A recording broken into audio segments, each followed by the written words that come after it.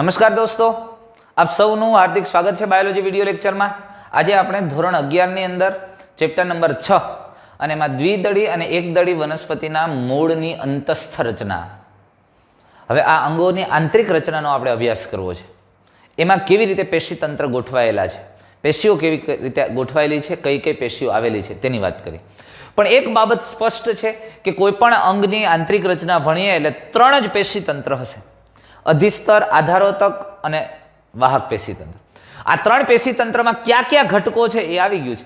તો મૂળમાં અમુક હશે તો અમુક પ્રકાંડમાં નહીં હોય, માઇનોર ફેરફાર હશે, બાકી કોમન હશે। એટલે સમજવું, એક વખત સમજીને આ ધ્યાનમાં બેસાડી દીધું, મગજમાં બેસાડી દીધું, પછી વાત પૂરી થઈ ગઈ, પછી આ કોઈ દી ભૂલાય નહીં એવા ટોપિક છે અને સમજવા જેવા ટોપિક છે। તો સૌપ્રથમ દ્વિદળી વનસ્પતિના મૂળની આંતરિક રચનાની આપણે વાત કરીએ। સૂર્યમુખીના મૂળનો અનુપ્રસ્થ છેદ આપણે અહીંયા લીધો છે અને તેના આંતરિક પેશી આયોજનની વાત કરીએ તો એમાં સૌથી બહારનું સ્તર, સૌથી બહાર આ જે તમને દેખાય છે તે આ જે સ્તર છે એ સૌથી બહારનું, અરે મૂળનું સૌથી બહારનું સ્તર મૂલાધિસ્તર, મૂળ વત્તા અધિસ્તર, મૂલાધિસ્તર। ઘણા મૂલાધિસ્તરીય કોષો એક કોષીય મૂળ રોમના સ્વરૂપમાં બહાર નીકળે છે। એટલે ઘણા બધા મૂલાધિ સ્તરના કોષો છે, એમાંથી આવો બહિરુદ્ધ ભેદ અથવા તો પ્રવર્ધ આવેલો હોય અને જેને આપણે મૂળ રોમ કહીએ છીએ। આવા પ્રવર્ધને શું કહીએ છીએ? મૂળ રોમ કહીએ છીએ। એટલે મૂળ રોમના સ્વરૂપમાં એ બહાર નીકળે છે। એટલે સૌથી બહારની બાજુ સ્તર આવેલું છે એક કોષીય। કયા કોષોનું બનેલું? કાલ વાત થઈ ગઈ, મૃદુતકીય કોષો હશે। કોષો એકદમ ગાઢ રીતે ગોઠવાયેલા હોય છે, પાતળી કોષ દિવાલ યુક્ત હોય છે અને મૂળના કોષો છે એટલે એની ફરતે ક્યુટિકલનું આવરણ ન હોય એ તમને ખબર, એક સ્તરીય, અને એમાંથી એક કોષીય ઉત્પન્ન થયેલા બહિરુદ્ધ ભેદ જે મૂળ રોમ કહેવામાં આવે છે। એટલે સૌથી બહાર અધિસ્તર, અને અધિસ્તરની નીચે ઘણા બધા કોષોનું સ્તર છે। જો આ જે કોષોનું સ્તર છે તેને બાહ્યક કહેવામાં આવે। એટલે આ બાહ્યકના કોષો પણ મૃદુતકીય કોષો છે, પણ આ કોષોની વચ્ચે વચ્ચે જગ્યા છે, અવકાશ હોય છે। એટલે બાહ્યક એ આંતરકોષીય અવકાશયુક્ત હોય, આંતરકોષીય અવકાશયુક્ત અને પાતળી દિવાલવાળા મૃદુતક કોષોનું બનેલું। એટલે કોષ દિવાલ પાતળી હોય, કારણ કે મૃદુતક કોષોની દિવાલ પાતળી જ હોય, સેલ્યુલોઝની બનેલી હોય અને ઘણા બધા સ્તરો ધરાવે છે, એકથી વધુ સ્તરમાં। મૂલાધિ સ્તર એક સ્તરીય હોય, એક જ સ્તર છે, પણ બાહ્યકમાં ઘણા સ્તરો જોવા મળે છે। સમજાય છે વાત? બાહ્યકનું સૌથી અંદરનું સ્તર આપણે જોઈએ તો, હવે જો અહીંથી લઈ અને અહીંયા સુધી બાહ્યક છે, પણ બાહ્યકનું સૌથી અંદરનું સ્તર આ કોષોનું સ્તર એ સૌથી અંદરના કોષોનું સ્તર છે, જેને અંતઃસ્તર કહેવામાં આવે છે। બાહ્યક છે એ બાહ્યકનું સૌથી અંદરનું સ્તર, એને અંતઃસ્તર કહેવાય। ધ્યાનમાં રાખજો, અંતઃસ્તર એ બાહ્યકનો જ ભાગ છે। ઘણી વખત બોલવામાં ને એમાં એવું થશે કે બાહ્યકને અંતઃસ્તર જુદું કહેવાય, એ સમજવાનું છે, વ્યવહારિક રીતે વાત છે, પણ બાહ્યકનું જ સૌથી અંદરનું સ્તર એને અંતઃસ્તર કહેવામાં આવે છે। અને તે કોઈ પણ આંતરકોષીય અવકાશ વિહીન હોય, એટલે અંતઃસ્તરના કોષો વચ્ચે અવકાશ નથી, આંતરકોષીય અવકાશ વિહીન પીપ આકારના કોષો, બેરલ શેપ, અને જે એક સ્તરનું હોય છે, એક સ્તર ધરાવે છે। પણ આ અંતઃસ્તરના કોષોમાં જોજો, હવે અંતઃસ્તરના કોષોની સ્પર્શનીય તથા અરીય દિવાલો, હવે વાતને જો હું આમ કહું, આ અંતઃસ્તરના કોષો છે તો આ સ્પર્શીય અને આવી અરીય દિવાલો ઉપર, આમ દિવાલ ઉપર આમ 3 ડાયમેન્શનલ હોય, એટલે અરીય દિવાલો ઉપર, અહીંયા અરીય દિવાલો ઉપર કાસ્પેરિયન પટ્ટિકાઓ આવેલી હોય। આ કાસ્પેરિયન પટ્ટિકાઓ એ પાણી માટે અપ્રવેશશીલ હોય છે, મીણ જેવા પદાર્થની બનેલી કાસ્પેરિયન પટ્ટિકાઓ હોય છે। સમજમાં આવે છે? એટલે એક વસ્તુ ખાસ ધ્યાનમાં રહીએ, સૌથી બહાર મૂલાધિ સ્તર, બાહ્યકનું સૌથી અંદરનું અંતઃસ્તર, પણ મૂળના અંતઃસ્તરના કોષોમાં કાસ્પેરિયન પટ્ટિકાઓ આવેલી, અને કાસ્પેરિયન પટ્ટિકાઓ એટલે સુબેરિન જેવા મીણ જેવા પદાર્થની પટ્ટિકાઓ જે પાણી માટે અપ્રવેશશીલ હોય। એટલે ઘણી વખત અંતઃસ્તરના કોષો હોય ને, એ અંતઃસ્તરના કોષો, આ જો આ જલવાહક પેશી તમને દેખાય ને રેડ કલર, એની ઉપર આવેલા અંતઃસ્તરના કોષોમાં કાસ્પેરિયન પટ્ટિકા ન હોય તો એ ન હોય એને પથ કોષો કહેવાય। એટલે ત્યાંથી પાણીની એન્ટ્રી થતી હોય, મૂળ દ્વારા અહીંથી પાણી શોષાય ને, પાણી અહીંથી જલવાહક પેશીમાં આવે, પણ પાછું બહાર નીકળી ન જાય ને એટલે ફરતે કાસ્પેરિયન પટ્ટિકા હોય, કારણ કે પાણીનું આમ દબાણ થાય અને દબાણ થઈને પાછું બહાર નીકળી ન જાય, એટલે અંતઃસ્તરના કોષોમાં ફરતે કાસ્પેરિયન પટ્ટિકા, જે પાણી માટે કેવું છે? અપ્રવેશશીલ છે। કારણ કે આ મૂળમાં બહાર આમ પાણી આવ્યું, આખું તમે સમજો આમ મૂળ છે, પાણી આવ્યું અને જલવાહક દ્વારા ઉપર ચડાવવાનું, તો હવે ઉપર ચડાવે તો દબાણ કેટલું થાય, તો એ દબાણને કારણે પાણી આ મૂળમાંથી પાછું જતું ન રહે એટલે ફરતે કાસ્પેરિયન પટ્ટિકા હોય અને એ પાણી માટે અપ્રવેશીલ. શું કરવાને? અરે મીણ જેવા લિપિડ યુક્ત સુબેરીન દ્રવ્યની બનેલી છે અને એટલે એ પાણી માટે અપ્રવેશીલ છે. અને અંતસ્તર પછી, હવે અંતસ્તર પછી જે તમને દેખાય અહીંયા, અંતસ્તર પછીનો જે ભાગ હું રેડ કલરથી આ જે દર્શાવું છું, આ કોષો જાડી દિવાલયુક્ત કોષો, તમે સમજો એ જાડી દિવાલયુક્ત કોષો એ મૃદુતક કોષો જ છે, પણ એ પરિચક્ર તરીકે ઓળખાય છે. એટલે ફરી એક વખત કહી દઉં, સૌથી બહાર મૂલાધિ સ્તર, બાહ્યક અને બાહ્યકનું અંદરનું સ્તર અંતસ્તર, અને અંતસ્તર પછી જાડી દિવાલયુક્ત મૃદુતકીય કોષો એ પરિચક્ર. પણ અગત્યની વાત અહીંયા સમજવા જેવી વાત છે, મહત્વનો મુદ્દો છે. પરિચક્રના કોષોમાંથી દ્વિતીયક વૃદ્ધિ થાય છે. પરિચક્રના કોષોમાંથી દ્વિતીયક વૃદ્ધિ દરમિયાન પાર્શ્વીય મૂળ અને વાહી એધાની ઉત્પત્તિ થાય છે. દ્વિતીયક વૃદ્ધિ દરમિયાન પાર્શ્વીય મૂળ અને વાહી એધા.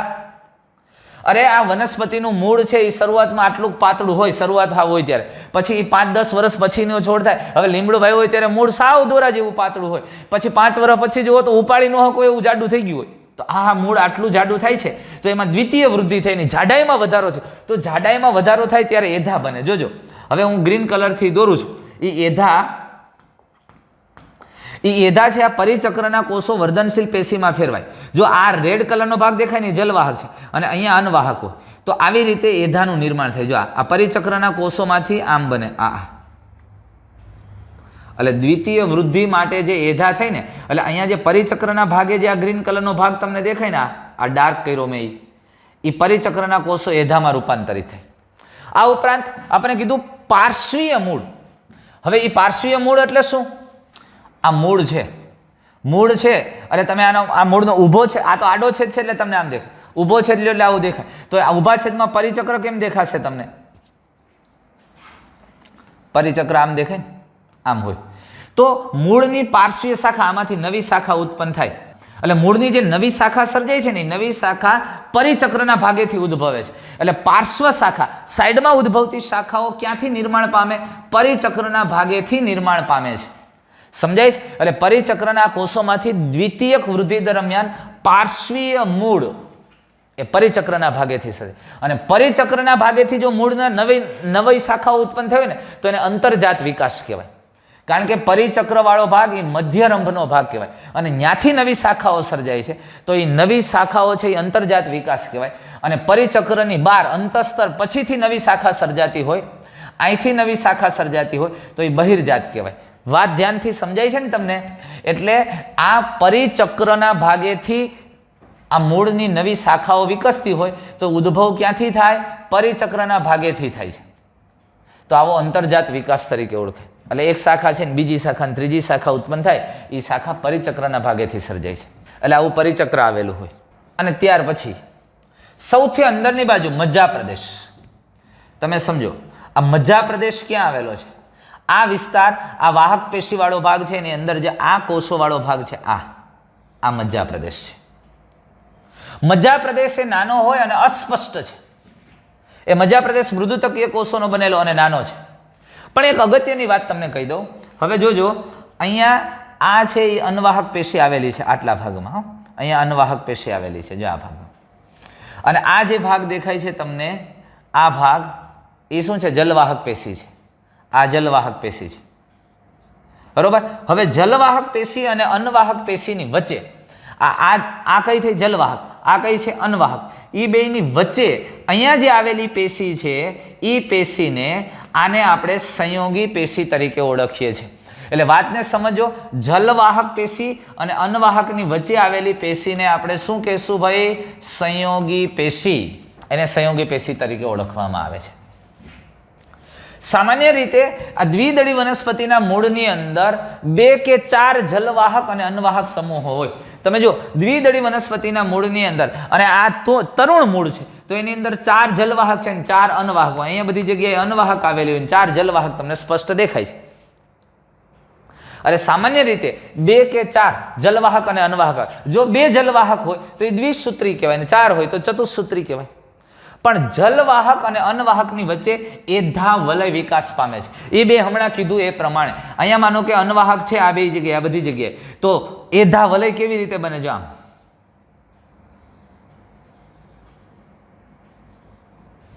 આવું આખું ગ્રીન કલરનું મેં દોર્યું એ એધા વલય છે. એ દ્વિતીય વૃદ્ધિ થવાની હોય ને ત્યારે બને એધા વલય. એધા વલય, એધા એ વર્ધનશીલ પેશીના કોષો છે. એટલે આ કોષો વિકાસ પામી અંદરની તરફ જલવાહક બનાવે ને બહાર તરફ અનવાહક, દ્વિતીય અનવાહક અને અંદર તરફ દ્વિતીય જલવાહક, અને મૂળની જાડાઈમાં વધારો થાય. તો જલવાહક અને અનવાહકની વચ્ચે આવી કેબિયમ રિંગ બને. એટલે કે આ મેં હમણાં આપણે ન કીધું કે દ્વિતીય વૃદ્ધિ માટે પરિચક્રના કોષો વર્ધનશીલમાં ફેરવાય એ આ, અને એમ કરતાં કરતાં આખું એધા વલયનું નિર્માણ થાય. અને એધા વલય બની ગયા પછી મૂળની દ્વિતીય વૃદ્ધિ થાય, મૂળની જાડાઈમાં વધારો થાય. એટલે એને કેબિયન રિંગ કહેવામાં આવે છે. હવે વાતને ધ્યાનથી સમજો. જો પરિચક્ર, વાહિપુલ અને મજ્જા. એટલે પરિચક્ર એટલે આ, વાહિપુલ એટલે આ બધા અહીંયા અનવાહક, જલવાહક ના અરીય વાહિપુલ છે, અને મજા એટલે આ ભાગ. એટલે પરિચક્ર, વાહિપુલ અને મજા જેવી અંતસ્તરની અંદરની બાજુએ આવેલી બધી જ પેશીઓ, એટલે આ અંતસ્તર છે. જોજો હું રેડ કલરથી દોરી નાખું અંતસ્તર, આ અંતસ્તરના કોષો છે.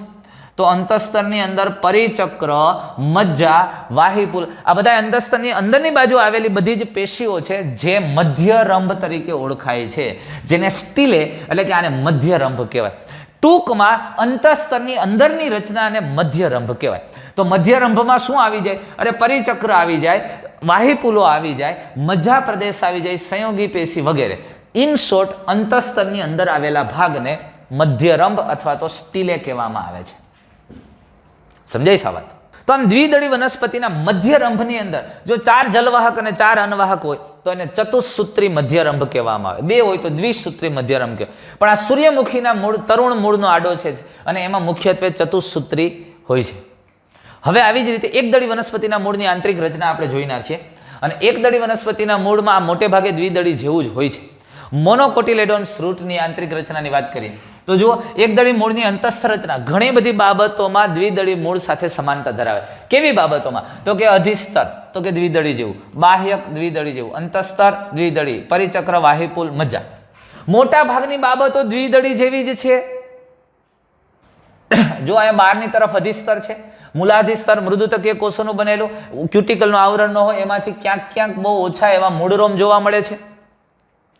બાહ્યક બહુસ્તરીય મૃદુતકીય કોષોનું બનેલું અવકાશ ધરાવે છે. એટલે એકદળી વનસ્પતિના મૂળમાં બાહ્યક બહુસ્તરીય હોય છે, વચ્ચે અવકાશ જોવા મળે છે, આંતરકોષીય અવકાશ. અંતસ્તર કોષીય, એક કોષીય. અહીંયા પણ કાસ્પેરિયન પટ્ટિકા જેવી રચનાઓ જોવા મળે છે, પણ અહીંયા વચ્ચે વચ્ચે પથકોષો જોવા મળે. ત્યાર પછી જાડી દિવાલયુક્ત કોષોનું બનેલું પરિચક્ર અને વાહિપુલ. અહીંયા પણ અરીય રીતે ગોઠવાયેલા વાહિપુલ છે, પણ વાહિપુલમાં થોડોક ફેરફાર છે. જ્યાં દ્વિદળી વનસ્પતિના મૂળમાં વાહિપુલની સંખ્યાઓ 2 કે 4ના સમૂહમાં હતી, અહીંયા એનાથી વધારે છે. બહુસૂત્રી છે, લગભગ 6 હોય તો એ સામાન્ય રીતે એટલે 4 થી વધારે છે, વધારે પ્રમાણમાં જોવા મળે છે. અને મજ્જા પ્રદેશ છે એના કરતાં થોડો મોટો હોય, એટલે ફેરફારો આટલા છે. બીજા કાંઈ વધારે ફેરફાર જોવા મળતા નથી. પણ જોઈએ આપણે તો દ્વિદળી વનસ્પતિનું મૂળ કે જે ઓછા જલવાહક સમૂહ ધરાવે છે, અને તેની સરખામણીમાં એકદળી મૂળમાં જલવાહક પેશીના સમૂહ વધુ હોય છે. મેં કીધું ને એટલે બહુસૂત્રી કહેશું. જેની સંખ્યા 6 કરતાં વધારે છે માટે બહુસૂત્રી કહેવામાં આવે, પોલી આર્ક કહેવામાં આવે છે. અને મજ્જા પ્રમાણમાં મોટી અને સારી રીતે વિકાસ પામેલી. અને દ્વિદળી વનસ્પતિના મૂળમાં મજ્જા પ્રદેશ ઘણો નાનો હતો, અહીંયા મજ્જા મોટી છે અને સારી રીતે વિકાસ પામેલ છે. અને એકદળી વનસ્પતિના મૂળમાં કોઈ દ્વિતીય વૃદ્ધિ જોવા મળતી નથી. અહીંયા દ્વિતીય વૃદ્ધિ થતી નથી. પાર્શ્વીય મૂળ પણ સામાન્ય રીતે જોવા મળતા નથી, કારણ કે મોટેભાગે તંતુમય મૂળ તંત્ર જોવા મળે છે. એટલે આ એકદળી વનસ્પતિના મૂળની આંતરિક રચનાની વાત કરી. અહીંયા તમારે બે વચ્ચેના તફાવતો સમજવાના છે, જોવાના છે, અને તમારી રીતે પણ એ તફાવતના મુદ્દા પાડવાના, એટલે ક્યાંય ભૂલાશે જ નહીં. પણ વાત કેવી સ્પષ્ટ થઈ ગઈ. જો અધિસ્તર હોય એટલે આપણે કહી દીધું કે એમાં 2-3 વસ્તુની વાત આવે. પણ મૂળનું અધિસ્તર છે એટલે વાયુરંધ્ર નીકળી જશે, અને ક્યુટિકલનું આવરણ ન હોય એટલે માંથી બહિરુદ ભેદ તરીકે માત્ર મૂળ રોમ જ હોય. પછી બાહ્યકનો આધારોતક પેશી તંત્રમાં બાહ્યક આવશે, અંતસ્તર આવશે, પરિચક્ર આવશે, મજ્જા પ્રદેશ આવશે. આ બધા આધારોતક પેશી તંત્રના ભાગો આવશે. અને વાહક પેશી તંત્રની અંદર જલવાહક અને અનવાહક આવશે. પણ એક વસ્તુ તમે જુઓ, મૂળમાં વાહિપુલ કયા પ્રકારના? અરીય પ્રકારના. હવે એમાં જલવાહક પેશી ઉત્પત્તિની સ્થાને પૂછે તો જોજોજી, મૂળની અંદર આદિ દારૂ પરિઘ તરફ છે, અનુદારૂ કેન્દ્ર તરફ છે, આદિદારુ બહાર, અનુદારુ અંદર તરફ, એટલે આને બહિરારંભી જલવાહક પેશી કહેવાય, કારણ કે બહાર આદિદારુ અને અંદર તરફ અનુદારુ છે. આ આપણે સમજવાની વાત છે. તો મૂળની જલવાહક પેશી બહિરારંભી છે, કારણ કે બહાર આદિદારુ અને અંદર તરફ અનુદારુ છે. અને એકદળી વનસ્પતિના મૂળની અંદર આપણે જોઈએ તો એમાં સામાન્ય રીતે બહુસૂત્રી હોય, અને દ્વિદળી વનસ્પતિનું મૂળ જોઈએ તો ચતુસૂત્રી મધ્યરંભ જોવા મળે. એટલે અહીંયા દરેક અંગની અંદર પણ આવા પેશીતંત્રને પણ તમારે સમજવાનું છે. અહીંયા એવી સ્પષ્ટતા ન કરેલી હોય, પણ આ બે અધિસ્તરીય પેશીતંત્રની વાત કરી. મેં રેડ કલરના માર્ક કરેલા છે એ આધારોતક પેશીતંત્ર છે. પછી અન્વાહક, આદિદારુ ને અનુદારુ એ વાહક પેશીતંત્રના ભાગો છે. પછી તમને આમાં એમ પૂછી લે કે ભાઈ તમે એકદળી વનસ્પતિના મૂળના આધારોતક પેશીતંત્રનું વર્ણન કરો. પછી અહીંયા એમ ન લખતા કે દ્વિદળી જેવું જ હોય. આપણે આ બધી વાત કરવાની થાય. બાહ્યક બહુસ્તરી હોય, એનું અંદરનું સ્તર અંતસ્તર કહેવાય, એમાં કાસ્પેરિયન પટ્ટિકાઓ હોય, પરિચક્ર આવેલું હોય, આવી બધી વાત કરવી પડે. મજ્જા પ્રદેશ થોડું મોટું હોય, વિકાસ પામેલું હોય. સમજાય છે? તમને એવું પણ પૂછી શકે કે એકદળી વનસ્પતિ અને દ્વિદળી વનસ્પતિના મૂળના અધિસ્તરીય પેશીતંત્ર સમજાવો. તમે કહ્યું આવું તો ક્યાંય એવું જ નથી. ના, છે જ યાર, આમાંથી જ આ જ વાત એની છે. સમજાય છે આ વસ્તુ? એટલે આ રીતે અલગ અલગ રીતે ક્વેશ્ચનને ફેરવી શકાય, પૂછી શકાય, અને એમસીક્યુમાં તો ઘણી બધી રીતે ટ્વિસ્ટ કરી શકાય. ખ્યાલ આવ્યો? તો દોસ્તો આટલું રાખીએ છીએ. આવું અગત્યના આવા જ રસપ્રદ ટોપિક સાથે નેક્સ્ટ વિડીયોમાં ફરી પાછા મળશું આપણે. દ્વિદળી અને એકદળી વનસ્પતિના પ્રકાંડની અંતસ્થ રચના. એ તો આથી પણ ડિટેલ અને મજા આવે એવો ટોપિક છે. તો ફરી પાછા મળીએ છીએ. ગુડ બાય, જય શ્રી કૃષ્ણ, થેન્ક યુ.